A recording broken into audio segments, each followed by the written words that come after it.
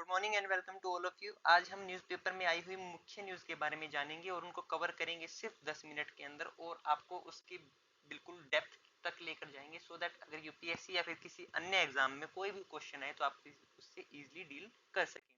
तो हमारी जो वीडियो है उसको शुरू करने से पहले हम कल वाले क्वेश्चन का आंसर जान लेते हैं। नवरत्न किसके कोर्ट में थे? नवरत्न चंद्रगुप्त सेकंड की कोर्ट में थे। अगर उस क्वेश्चन का आंसर आप नहीं कर पा रहे हैं तो आप प्लीज हमारी कल वाली वीडियो को देखिएगा, उसका हम लिंक जो है हमारे जो डिस्क्रिप्शन है उसमें डाल देंगे। ठीक है। और जो सेकंड क्वेश्चन था वो हमारा मिशन इंद्रधनुष के बारे में था। मिशन इंद्रधनुष क्या है? मिशन इंद्रधनुष एक इम्यूनाइजेशन मिशन है सो दैट वो पैन इंडिया में चलाया गया है। थर्ड वाला स्टेटमेंट तो वैसे ही गलत हो जाता है because it does not cover whole India, because India के अंदर कई सारे स्टेट के अंदर ऐसे कुछ डिस्ट्रिक्ट्स हैं जहां पर आज भी हमारे इम्यूनाइजेशन जो है लेवल जो है बहुत लो है, तो इस वजह से ये वाला स्टेटमेंट बिल्कुल गलत हो जाता है, बिल्कुल ये गलत है। जो हमारे दो पॉइंट बचते हैं इसमें क्या है? Rota virus vaccine is a part of mission, yes it is a part of the mission Indradhanush. Rota virus vaccine के बारे में हमने कल जाना था कि रोटा वायरस वैक्सीन से क्या होता है क्या नहीं होता है। ठीक है, आप उसको भी देख सकते हैं। और ये जो है इसका मिशन इंद्रधनुष जो है इम्यूनाइजेशन कवरेज को बढ़ाने का एक कैंपेन है जो कि पैन इंडिया में चलाया गया, तो इस वजह से हमारे only two page are correct. अब देखिए हम बात करते हैं ग्रेट निकोबार आइलैंड प्रोजेक्ट के बारे में।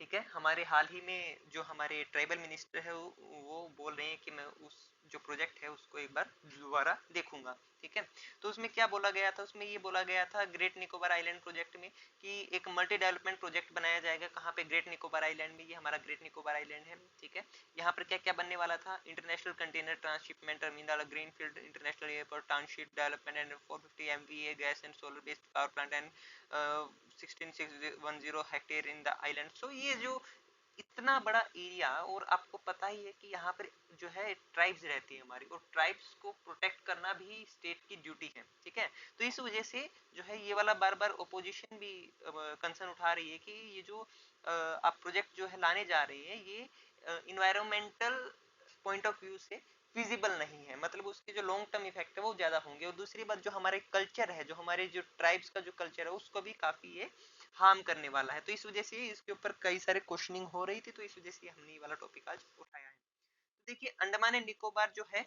उसको सेपरेट करता है कौन सा channel? 10 degree channel. 10 degree channel के नॉर्थ में आता है हमारा अंडमान, उसके साउथ में आता है निकोबार। ठीक है, और जो ये वाला जो हमारा इंदिरा पॉइंट है वो सुनामी में डूब गया था, आपको पता ही है। ठीक है, और जो इकोसिस्टम जो है अंडमान एंड निकोबार का, ये ट्रॉपिकल वेट एवरग्रीन फॉरेस्ट है। माउंटेन रेंजेस भी है यहाँ पर, और 650 मीटर अबोव सी लेवल है, एंड कोस्टल प्लेन्स भी यहाँ पर मिलते हैं। ट्राइब्स कौन कौन सी है निकोबार आइलैंड में? क्योंकि कई बार यूपीएससी ट्राइब्स पे बड़ा क्वेश्चन जो है फ्रेम करता है, तो इस वजह से ट्राइब्स का जानना हमारे लिए काफी इंपॉर्टेंट हो जाता है। शोम्पेन एंड निकोबारीज, ठीक है, ये दो हमारी ट्राइब्स हैं। ये जो शोम्पेन है ये जो हंटर गैदरर्स होते हैं।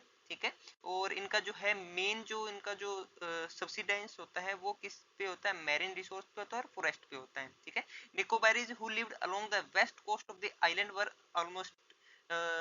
वर mostly relocated after the 2004 tsunami. 2004 की सुनामी के बाद में इनको रिलोकेट कर दिया गया था। इंदिरा पॉइंट 2004 में ही डूबा था। गवर्नमेंट का जो गोल है यहाँ पर उनका ये रोल है कि ये वाला जो पॉइंट है हमारा, ये एक स्ट्रेटेजिक पॉइंट बनाना है, मतलब यहाँ से मोस्टली जो शिपिंग कॉरिडोर बना देंगे सो दैट ये हमारा east west international shipping corridor का जो है पार्ट बन जाएगा, और जिससे मोस्ट ऑफ द जो ट्रेड है, मतलब 60% ऑफ वर्ल्ड का ट्रेड यहीं से होता है, तो इस वजह से ये काफी इंपॉर्टेंट पॉइंट बना दिया है। ठीक है, अब हम बात करते हैं स्टेट ऑफ मलक्का के बारे में। स्टेट ऑफ मलक्का क्या है? शॉर्टेस्ट सी रूट है between middle east and east Asia, और ये रिड्यूस करता है टाइम को और कॉस्ट को और transportation among Asia, middle east and Europe. State of Malacca के बारे में आप जान सकते हैं। स्टेट ऑफ मलक्का जो है ये रहा हमारा, ये हमारा मलेशिया है, ये हमारा इंडोनेशिया है। ठीक है, अगर हम यहाँ से ट्रेवल करते हैं तो हमारा बहुत सारा टाइम बच जाता है, तो इस वजह से ये वाला जो स्टेट ऑफ मलक्का है ये काफी एक इम्पोर्टेंट पॉइंट हो जाता है। यहीं से हमारा चाइना ट्रेड करता है, यहीं से हमारा जापान ट्रेड करता है, और ये हमारा मैंने अभी बताया कि आपको ईस्ट वेस्ट जो ट्रेड है उसके अंदर अपना जो है बहुत इंपॉर्टेंट रोल जो है अदा करता है। ठीक है, अब दूसरी जो न्यूज है हमारी ओबीसी के बारे में। हरियाणा हाइक इनकम लिमिट, ये हमारे लिए इंपॉर्टेंट नहीं है, बट एक बार आप मेजर जो है लिमिट जो आप उसको जान लीजिए, ओबीसी की जो अपर लिमिट है क्रीमी लेयर की वो 8 लाख है, वो अभी हरियाणा ने कर दिया है। तो इस वजह से हम एक और ओबीसी के बारे में जान लेते हैं, ओबीसी क्या होते हैं। ओबीसी रिजर्वेशन जो है सेकंड बैकवर्ड क्लासेस कमीशन मंडल कमीशन ने रेकमेंड किया था। गवर्नमेंट 1990 में इसको बोल दिया था कि रिजर्वेशन जो है 27% किसके लिए होगा, ओबीसी के लिए होगा, सेंट्रल गवर्नमेंट सेंट्रल जॉब्स के अंदर एंड स्टेट जॉब्स के अंदर, ठीक है। तो इंदिरा सावनी केस जो है 1992 में सुप्रीम कोर्ट में फाइल किया गया था, और 1992 में सुप्रीम कोर्ट ने बोला कि जो आपने रिजर्वेशन दिया है वो तो ठीक है, लेकिन इसके अंदर आपको क्रीमी लेयर लानी चाहिए, सो दैट जो जो एक एडवांस सेक्शन है, जो जिनकी जो है वेल्थ अच्छी है, जिनके पास रिसोर्सेज ऑलरेडी अवेलेबल हैं, तो उनको तो हमें रिजर्वेशन का कोई प्रोविजन नहीं देना चाहिए। तो इस वजह से जो है सुप्रीम कोर्ट ने बोला कि आप क्रीमी लेयर लेकर आइए, और इस वजह से हमारी एक कमेटी बनाई गई थी, ठीक है। और इस उसके बाद में सुप्रीम कोर्ट ने एक बात सबसे इंपॉर्टेंट बोली थी कि एक परमानेंट कमीशन सेटअप कीजिए, और जिसको बाद में हमने एनसीबीसी बोला है। एनसीबीसी 102वां कॉन्स्टिट्यूशनल अमेंडमेंट एक्ट है 2018 का, 102 अमेंडमेंट एक्ट ऑफ 2018। इसने कॉन्स्टिट्यूशनल स्टेटस दिया किसको, national commission for backward classes, ठीक है। इसको हमने ये वाला एक कॉन्स्टिट्यूशनल स्टेटस जो है दे दिया था। अब नेक्स्ट न्यूज जो है हमारी स्पीकर के बारे में है। स्पीकर का हमने कल भी जाना था कि प्रोटम स्पीकर क्या होता है। प्रोटम स्पीकर जो है एक टेम्परेरी स्पीकर होता है। इसकी अपॉइंटमेंट कौन करते हैं, प्रेसिडेंट करते हैं in case of parliament, and governor करते हैं in case of state legislative assembly, ठीक है। तो हम आर्टिकल 94 के बारे में जानते हैं। आर्टिकल 94 का कहता है कि जो स्पीकर है वो मेंबर्स जो होंगे हाउस के, उनके अंदर से ही इलेक्ट किया जाएगा। Article 93 of the constitution states that Lok Sabha shall choose two member to be its speaker and deputy speaker. देखिए 93 आर्टिकल कहता है कि एक स्पीकर होगा और एक डेप्यूटी स्पीकर होगा। स्पीकर एंड डेप्यूटी स्पीकर का जो ऑफिस है वो 1921 में एस्टेब्लिश किया गया था। कौन से एक्ट के द्वारा, गवर्नमेंट ऑफ इंडिया एक्ट 1919, और इसको बोला जाता है मॉन्टेग्यू चैम्सफोर्ड रिफॉर्म भी बोला जाता है। अब हम बात करते हैं कुछ अन्य आर्टिकल्स के बारे में जो कि हमारे लिए काफी इंपॉर्टेंट हो जाते हैं। पहले तो हम देखते हैं आर्टिकल 109, ये 2024 में यूपीएससी ने क्वेश्चन भी पूछा है। उसे पूछा था कि क्या एक स्पेशल प्रोसीजर जो है आर्टिकल 109 के अंडर फॉलो किया जाता है, किसके लिए, मनी बिल के लिए। मनी बिल किस में आता है, 110। मनी बिल कहाँ पे पेश किया जा सकता है, सिर्फ लोकसभा में, ठीक है। और मनी बिल पे अपने जो है साइन कौन करता है कि भाई ये सिर्फ एक मनी बिल है, इस पे साइन करते हैं हमारे लोकसभा स्पीकर। तो in case of money bill जो पावर है लोकसभा की वो ज्यादा है किससे, राज्यसभा से, ठीक है।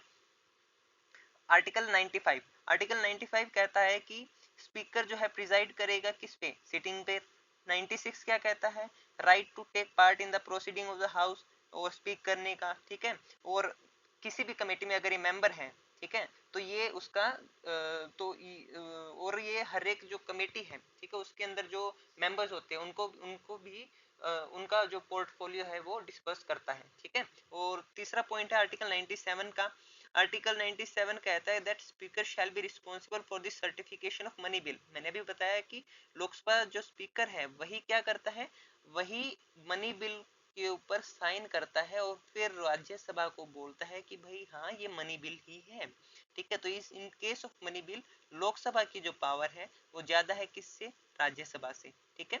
और आर्टिकल 100 क्या कहता है, that speaker shall have the casting vote in the event of tie in the voting in house. अब देखिए आर्टिकल 100 कहता है कि इन केस मान लीजिए इधर भी 50 हो गए हैं, 50 यस में एंड 50 नो में है, तो इन दैट केस स्पीकर जो है अपना कास्टिंग वोट यूज करेगा और उसमें क्या बोलेगा, वो यूजुअली यस ही बोलेगा, ठीक है, अगर उसको सही लगता है तो।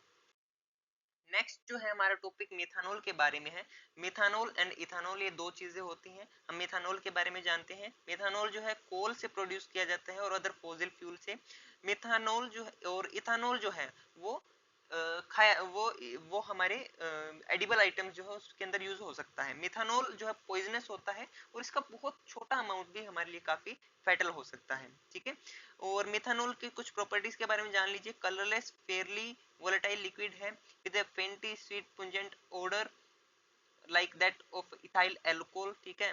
और सबसे इंपॉर्टेंट ये वाली बात है कि ये जो है मिथानॉल जो है direct combination of carbon monoxide gas and hydrogen in the presence of catalyst की हेल्प से ही इसका प्रोडक्शन होता है। अब हमारे लिए सबसे इंपॉर्टेंट क्या हो जाता है, इसी वजह से हमने जैसे अभी हमने पढ़ा इथानॉल के बारे में एंड मिथानॉल के बारे में, ठीक है। तो इस वजह से हमारी नेशनल पॉलिसी ऑफ बायोफ्यूल 2018 काफी इंपॉर्टेंट हो जाती है। बायोफ्यूल क्या होते हैं, जो कि बायो मटेरियल से बनते हैं, ठीक है।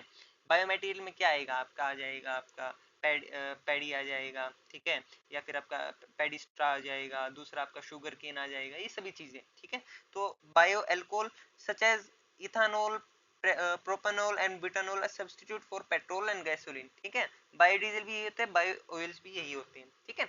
बायो ऑयल्स में केरोसिन का सब्स्टिट्यूट हम खोज रहे हैं, बायोडीजल में सब्स्टिट्यूट खोज रहे हैं किसका, डीजल का, ठीक है। तो इसी वजह से हमने ये जो है नेशनल पॉलिसी जो है हम लेकर आए थे बायोफ्यूल के लिए 2018 में। तो बायोफ्यूल को कैटेगराइज किया जाता है 4 पार्ट्स में mainly, first generation fuel, second generation fuel, third generation fuel, fourth generation fuel, ठीक है। तो ये हम पढ़ लेंगे। फर्स्ट जनरेशन जो है वो कंज्यूमेबल फूड आइटम होते हैं, सेकंड वाले नॉन फूड स्टॉक जैसे पैडिस्ट्रा हो गए हमारे, ठीक है। थर्ड वाले एल्गी फ्यूल होते हैं, फोर्थ वाले जेनेटिकली इंजीनियर्ड होते हैं सो दैट कि कार्बन का जो हमारा फुटप्रिंट है वो काफी रिड्यूस हो सके। जो नेक्स्ट न्यूज है हमारी, वो हमारी रीयूजेबल लैंडिंग व्हीकल के बारे में है, पुष्पक के बारे में है। इससे क्या होगा कि मान लीजिए से हम पीएसएलवी का पहले यूज करते थे, तो हम कोई भी हमारे जो है स्पेस में भेजने के लिए हम उसको इस्तेमाल करते थे। लेकिन अभी हम क्या कर पाएंगे, जो पीएसएलवी पहले यूज करके वो बिल्कुल खत्म ही हो जाता, तो हमारा जो पीएसएलवी के ऊपर जो कॉस्ट है वो बहुत लग जाता था, ठीक है। और वो हम हमारे जो है जो हमारी जो चार्जेस है उसके अंदर इसरो जो है ऐड करता था। तो अभी जो रीयूजेबल है इसमें क्या होगा कि जिसे मान लीजिए इसने कोई मिशन के लिए भेजा गया है, इसने वो वाला लॉन्च कर दिया वहां पर और फिर उसके बाद में ये अपनी दोबारा से जो है लैंडिंग कर जाएगा। तो इस वजह से क्या होगा, हमारा बार बार जो मैन्युफैक्चरिंग कॉस्ट जो है वो कम हो जाएगा, और इस वजह से जो है कॉम्पिटिटिव मार्केट में, जो कि स्पेस क्राफ्ट को भेजने वाला जो मार्केट है उसमें इसरो की जो पोजीशन है काफी और हायर हो जाएगी, और इसरो जो है एक अच्छी चॉइस के रूप में अलग अलग जो कंट्रीज है उनके पास में एक साबित हो सकता है। और इससे क्या होगा, हमारे पास जो है फॉरेन रिजर्व जो है बढ़ेगा, ठीक है। और हमारे लिए हमारे पास क्या आएगा, हमारे पास डॉलर आएगा, डॉलर आएगा तो क्या होगा, तो हमारे देश की जो स्थिति है वो काफी मजबूत होगी, ठीक है। तो ये वाली हमारी वीडियो थी। इस वीडियो में हमने जाना कि पीएसएलवी क्या है, इथेनॉल क्या है, मिथेनॉल क्या है, और ग्रेट निकोबार आइलैंड के बारे में जाना हमने, ठीक है, और स्टेट्स के बारे में जाना हमने। तो बस आज की वीडियो में इतना ही था, ठीक है। और आज एक टॉपिक था वो उसमें था पीएमएलए एक्ट के बारे में था, ठीक है। वो केजरीवाल जी ने उसके लिए अपनी याचिका लगाई है, वो हम कल जानेंगे क्योंकि सुप्रीम कोर्ट इसमें क्या बोलेगा मैं उसको भी थोड़ा सा ऐड कर दूंगा, ठीक है। तो इस वजह से आप प्लीज पढ़ते रहिए और हमारे वीडियोस को लाइक कीजिए, सब्सक्राइब कीजिए और शेयर करते रहिए। Thank you for watching this video and have a good day. Thank you.